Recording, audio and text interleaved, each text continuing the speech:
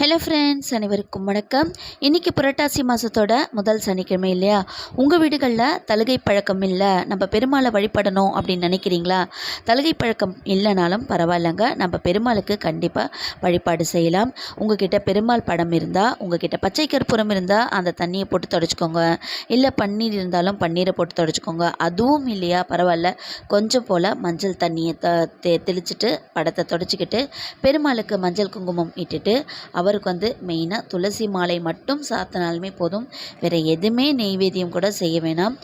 துளசி மாலை சாத்திட்டு துளசி தீர்த்தம் மாதிரி வச்சுட்டு அவருக்கு நம்மக்கிட்ட இருக்கிற பச்சரிசியை ஊற வச்சு ஒரு அரிசி மாவு விளக்கு ஏற்றி தீபம் ஏற்றிட்டு ஒரு சின்ன மண்குடவை எடுத்துக்கோங்க. எடுத்துகிட்டு மஞ்சள் துணியை அது மேலே கட்டிக்கிட்டு நீங்கள் என்ன வேண்டுதல் வைக்கிறீங்களோ அந்த வேண்டுதல் அந்த உண்டியில் உங்ககிட்ட இருக்கிற சில்லறைகளை போட்டு நிரப்பி அதை நிரம்புறதுக்குள்ளே உங்கள் வேண்டுதல் நிறைவேறும்.